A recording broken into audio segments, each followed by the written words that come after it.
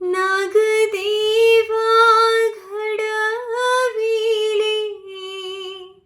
बाईसा प्रेम दिधले सन्निधान देऊनिया जीवानंत उद्धरिले मम सन्निधान द्यावे तव चरणी शरण आलो हे स्वामी श्री चक्रधरा तव चरणी शरण